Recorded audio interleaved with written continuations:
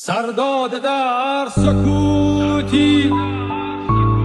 آهای بی نوایی پیچد در آسمان ها ناله های